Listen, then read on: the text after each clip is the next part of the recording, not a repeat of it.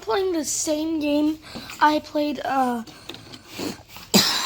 not too long ago, and I never like got like the what I needed. So I kind of just ended the recording, and I'm back with this again, and I'm dead. Look at that.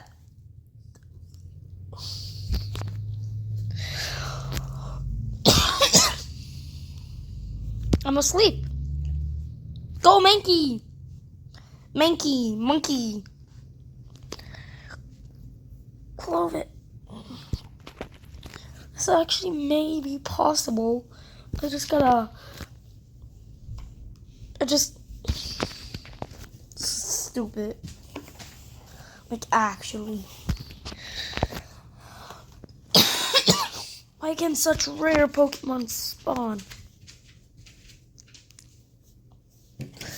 Like, bro, if this guy gets sick, like max defense, bro. Shit.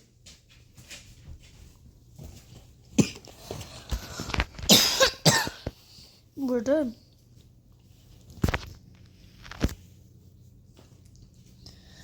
I'm just gonna chip away. Chip away. I swear, if we get it really, really low, I'd be so happy.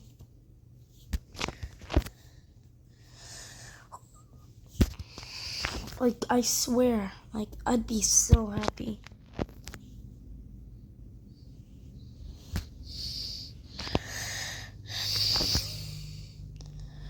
Just die.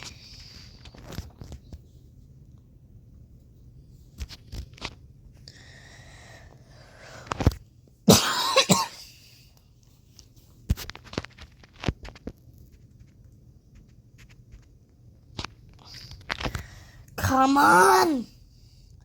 Corvette! This sucks. Weird. Defense! That's exactly what we need. Done. If I just keep doing this, it might actually be possible.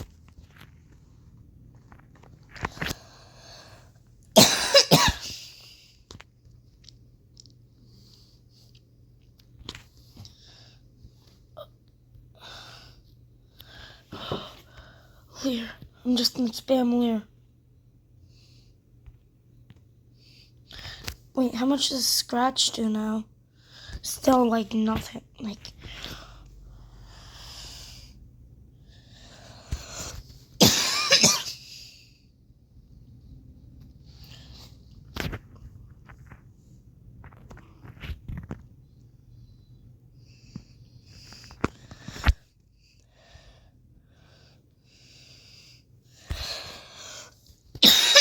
this actually could be possible. It's plausible. Like, this can be possible. Leer. Just Leer. What can it do to me? Like, nothing. Can't even attack. I hope not, because that'd be scary.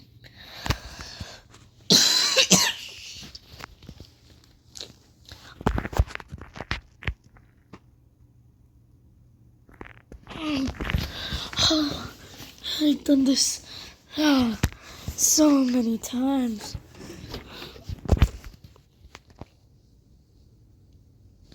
Can't wait.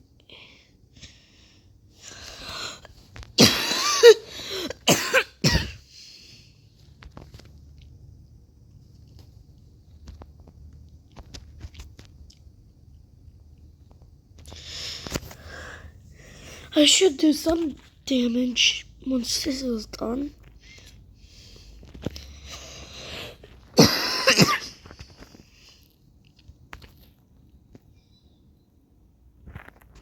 It reset, bro. Well, good thing that we can just chip away now. We got it to like -20. defense. Hey, we're doing it. We're actually doing it. We're chipping away at this. God.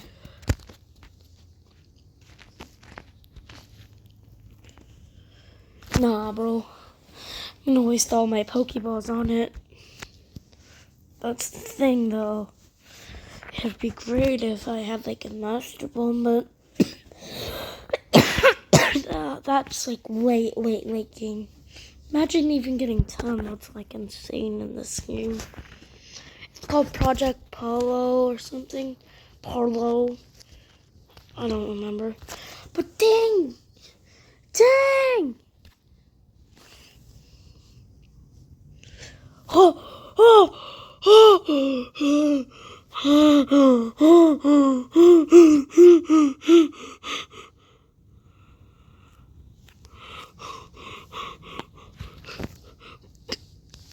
Come on, no. No! It's self-destruct!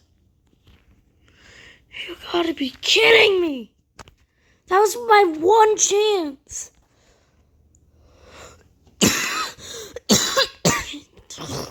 Damn it!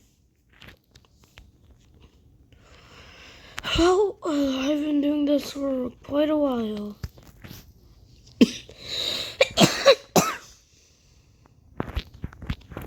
Oh, my Pokemon. I don't want to see you next Tuesday. I just want a rockruff.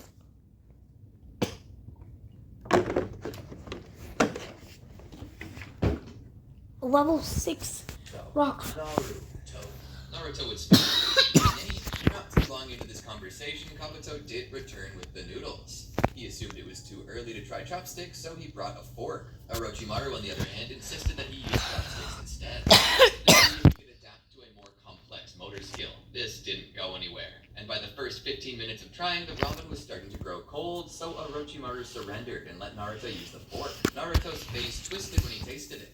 Cold, he said. Kabuto, go warm it up, Orochimaru commanded. Kabuto would do as bidden. He would eventually return with the ramen, having warmed it up. Naruto took a bite from it and dropped his fork into the juice as he began to whine. Forgot to tell you to blow on it, Kabuto said with a sly smile. Orochimaru looked at him from the corner of his eye. Orochimaru nodded to Naruto. Try again, but this time blow on it. Naruto would do as asked, only for the noodles to go everywhere. This is pathetic, Kabuto said. Orochimaru shook his head. No. This is progress. Within a half hour, he's already started walking, talking, and eating solid foods on his own. We'll give him more time to adapt. And so they did. They presented Naruto with something more fitting than a towel to wear and had him walking about on his own. He started slow, but in the span of 2 hours, he was of course. We are going to need a more efficient way to teach these things, Orochimaru said. We'll brainstorm a curriculum that should at least get those who use it up to speed quicker. Naruto would then be brought to his room where he'd be given a bed, blankets, and various pillows. He would crawl into them like a feral animal, but he seemed to get comfortable and proceeded to sleep. In the weeks to come, he'd begin his studies and training to get his body strong, and Naruto's ability to adapt was working out well for him, helping him to begin to understand jutsu and the like. Once he had the basics down, he really took off in his studies, conglomerating more and more knowledge onto himself. He would venture off many times to explore. As he explored, though, he would reach a certain barred room. A room with a heavy metal door in front of it and a keypad. Naruto was intrigued by this. He wanted to know what was beyond it, but Orochimaru would find him and to enter. No, you're not to go in there. Why? Naruto would ask. Orochimaru would kneel down to his level, because that's where Daddy keeps his most dangerous experiments. Now go on to the training room. I want you to train with Kimimaro for a time. Naruto would run off to the training room where he'd begin training with Kimimaro. Kimimaro was one of Orochimaru's greatest warriors, but as Kimimaro was practicing his moves, he would notice that he pulled off his body and would pull it out of his skin to begin. I'm just playing it as background because I do that for myself. Just sorry guys. It just makes me feel like better and like calm. What is that? Ads! I can skip those. Naruto watched as he began to Kimimaro flatly. Kimimaro would tell him that it was the same as commanding any bone to do anything, to sense it and will it. Suddenly, Naruto attempted this and would create a bone blade just as Kimimaro had. Kimimaro would almost freak out before remembering what Naruto was. Oh yeah, you're that guy. Your abilities are hardly worth anything. They, like you, are just a copy of something real. I'm not a copy, Naruto would say. Kimimaro would scoff. You don't know anything about yourself, do you? Kimimaro turned around to face Naruto. If you're so special to the master, then you must be strong. If you're strong, then you can beat me. If not, though, you will just die. And it will prove to Lord Orochimaru that I am, and always have been, his most promising vessel. Kimimaro would launch toward Naruto. Naruto would raise his bone blade to catch Kimimaro's. Stop! We don't have to kill each other. Father said we should just train. Kimimaro scoffs. He wants you to train because he wants a weapon. He feels that you can and will be stronger than me, which is why he cast me aside. I'm going to show him the error in his calculations. I'm going to destroy you and every Genkai with my own singular one. He continued striking at Naruto, and as he did, Naruto's bone blade began to show signs of cracking. Your blade is as weak as you are. It's a false bone. You're a false person. An imitation. Nothing. Cell cultures grown in a lab. He swung his blade again, creating another large crack. Grown in a petri dish, the blade kept falling upon Naruto's. And he thinks you're going to replace me. He swung his bone blade back and then smashed into Naruto's, shattering the blade and sending Naruto flying back. Your father grew you in a vat, and he's set to replace you. I guess I'll just have to kill you all. Kimimaro comes running at Naruto, but suddenly he freezes when he sees Naruto look up at him. Naruto is sitting on his knees and only now is making eye contact. His eyes were glowing red.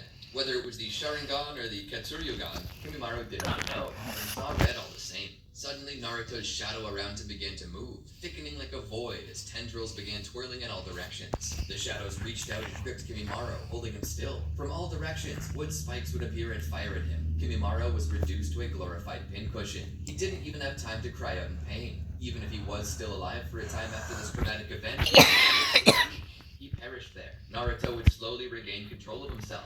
He saw what he had done and panicked. He rushed over to check on him, but realized he was dead. He turned around and ran to the door. It was then that Orochimaru stopped him. He looked inside and saw Kimimaro, and then looked down at Naruto, who had a look of terror upon his face. I swear I didn't mean to do it. He wanted to kill me. He said I was grown in a petri dish and that I wasn't a real person. He wanted to kill me because he said that you should focus on him. I swear I didn't mean to do it. Orochimaru put his hand on Naruto's shoulder. You should just...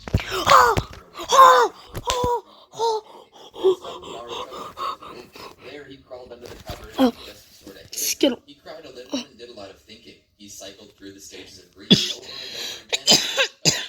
And as he slept, he remembered waking up in a tank. Naruto didn't remember anything before the tank. Was it possible that he was born in it? No. Orochimaru was his father. That was the truth. But then, who was his mother? Naruto awakened in a cold sweat. The clock said 3 a.m. He crawled out of bed and began making his way to the bathroom to relieve himself before Stop returning. missing. As he walked back to his room, he would pass by the training area where he and saw only bloodstains from where Kimimaro's body had once been. As he remembered what he'd done, Kimimaro's words echoed out in his head. You're a false person, an imitation, nothing. Cell cultures grown in a lab. Naruto kept walking around the base. The floor was cold. The only sound to be heard was the mechanical droning of various systems that kept the underground facility warm or cool, depending on the time of year. The sounds of refrigerators and other machines that couldn't be turned off for the night due to their purpose continued to hum. While he didn't often pay these machines much mind, at night their quiet nature seemed like a definite thunder. These halls were dim, long and numerous, yet so few to walk them. A liminal space that subverted expectations for a base designed to have so few people in it at any one time. Naruto would stop, finding him outside of the door that Orochimaru had told him to avoid. He needed to know what was back there. He couldn't explain why. He just felt like he did, though another piece of him felt as if he had already been there once. But he looked at the door and tried to open it, but it was locked. It wouldn't budge without the correct number pattern. As Naruto looked at the control panel, he lamented that he didn't know the code, but he knew who did. Orochimaru. Orochimaru would never tell him the code, but maybe he didn't have to. Yeah. Naruto would close his eyes and concentrate. Opening his eyes, they would show the pattern of the Senrigan. Naruto had quickly searching for any point in time where Orochimaru would have keyed in the number. He would find one such occasion, 2684. Naruto repeated the numbers over and over again as he began to type them into the computer. There was a green light signaling that the door was no longer locked. Naruto would put his hand on the cold handle, where he had previously had an immovable resistance, there was now give. He would twist the handle and open the door. He'd step in. There was nothing but a grate leading the way before him. A dim light within. At the end of that light, he found a tank, the same thing he recalled being in. Coming to that tank, he looked at it with fear. He found a computer on a table next to it. On there, he found a file. He opened it up. Subject N4RT0, nicknamed Naruto, has begun showing signs of incredible adaptation. His ability to learn to speak, as well as his ability to grasp Try nickname is beyond Pokemon. remarkable. Further tests are required.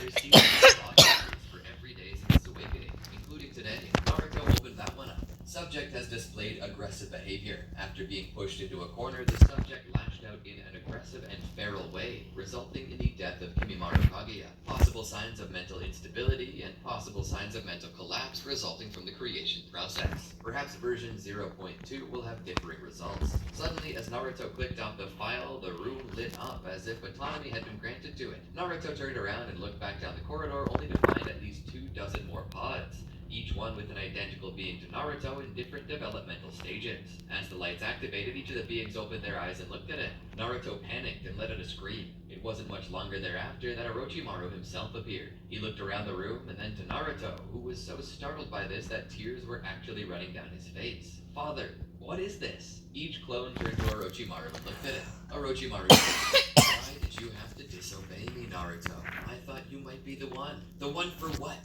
Naruto asked. "The one that I would become." Orochimaru touched a button on the wall and turned the lights out again and then closed the door behind him. He produced a kunai as he walked closer. "But after this, I don't think I could keep you under control." He began to approach Naruto. Naruto, in a panic, would grip the clone with shadow paralysis jutsu before using ice style to form a spike to throw at Orochimaru. The spike hit Orochimaru, but he would disappear in smoke. Suddenly, a hand wrapped around Naruto's mouth as a sharp pain dug into his side. He stood there, shocked for a moment. He looked back at Orochimaru. Orochimaru's tongue extended as he was. "You thought I was foolish enough just to approach you after what you did today. I'm not that stupid, but it seems you are." Naruto activates his Ketsuryugan, and immediately Orochimaru lets go of him. Naruto stumbles forward and falls down to the ground as spurts of blood drip down from just below his ribs. In that moment, all Naruto could think of doing was getting out. One of his eyes switched to a Rinnegan as a Yomotsu Hirasaka portal opened right in front of him. He began crawling toward it. Orochimaru drew closer. Naruto would use the Diva Path to push Orochimaru back into the empty tank, causing its contents to spill. Naruto crawled through the portal and landed in a forest.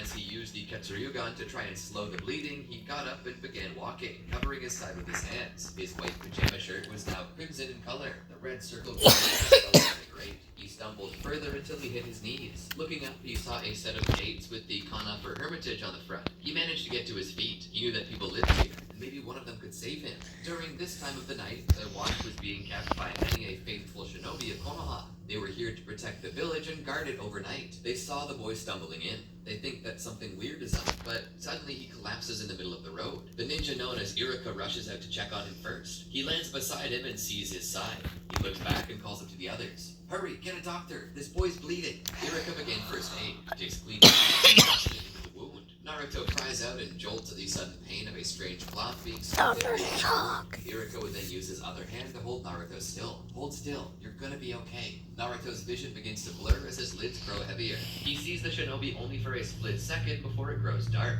He hears Iruka call out to him. "Whoa, no, don't go to sleep. Keep your eyes open." Despite Naruto's desire to do as he asked, and despite his will to survive, he can't hold it any longer. He passes out. When he next awakens, he does so in a hospital bed. As his eyes open, sun is shining in from the windows. From here, he has a perfect view of the village and the Hokage Rock, which bore 4 faces. Despite having slept for many hours, he didn't feel at all rested. If anything, he feels weaker now than he had before. He looks up and finds that he's attached to an IV drip, which held a bag full of O-positive blood. He felt that his side where he'd been stabbed and felt bandages. It seemed that they had managed to stop the bleeding and were currently attempting to replace what he had lost. Naruto blinked a few more times and walked away. A guard that he hadn't noticed before that was stationed at the side of the room looked at him and stood up before moving to the door to speak with a nurse. Not long after, a doctor entered the room and walked over to Naruto and began to check him out to make sure he was doing well. Naruto was silent for a moment. The doctor spoke. "Can you tell me what happened?" Naruto opened his mouth to speak, but only a weak whisper came out. "I was stabbed by my father." The doctor stopped for a moment to look into Naruto's eyes. He then continued. "Your father stabbed you, and can you tell me who you are and who your father is?" Naruto nodded. "I'm Naruto, and my father's name is Orochimaru." The doctor stopped again and looked at Naruto's eyes. "Orochimaru." Naruto nodded. The doctor would then leave the room and the guard would return.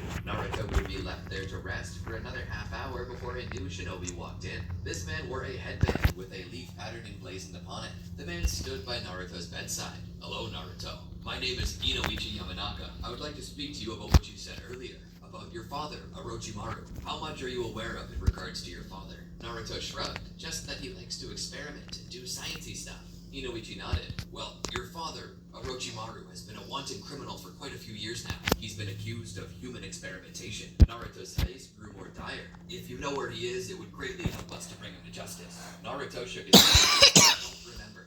Inoichi sat there for a moment. "You don't remember, or you don't want to remember?" Naruto sat there for a moment. Inoichi was silent as well. "I think the only option left here is for me to dive into your mind. Then maybe I can help you remember." Inoichi put his hand on Naruto's head, but instead of Naruto passing out, he remained conscious. In fact, he began probing around inside of Inoichi's head, which caused him to recoil with the hiss. The other shinobi that had been guarding Naruto the whole time sat forward, ready to do anything if Inoichi had been attacked. But Inoichi didn't call for him. He instead simply gazed into Naruto's eyes with curiosity. That was telepathy. But more than that, you not only resisted my techniques, but you dove into my mind. Inoichi Yamanaka, 35 years old, owner of a flower shop, husband to a woman, father to a daughter. The daughter's named Ino, after you. That's sweet. Inoichi seemed like he might lose his cool, but he calmed himself down. "Very impressive. Where did you learn such a technique?" Naruto shrugged. "I've always been able to do it, I think." Inoichi shook his head. "If you don't tell us where Orochimaru is, we'll have to use advanced interrogation techniques. And I really don't want to use those, especially on a child no Naruto cocked his head. "I don't know where he is. This is the first time I've been out this far." "Then how did you get here?" Inoichi asked. Naruto shrugged. "Through a portal, I guess." "A portal?" Naruto activated his Rinnegan. "Yeah, a portal, like this." He would suddenly open a portal. Inoichi was shocked. He wasn't super well versed in ancient legend, but from his experience, he was pretty sure that this was the mythical Rinnegan. This is exactly what it looked like. So how did this kid come into having these? Was it possible that this kid's eyes once belonged to Nagato and they were pilfered by Orochimaru? Inoichi wasn't so sure about this, so he decided to let it rest for a moment and go to inform the Hokage. He stood up from his seat. "Well, that was informative. I think I'll be off now. I need to talk to a friend. Is it okay if I bring the friend here to meet you later?" Naruto nodded.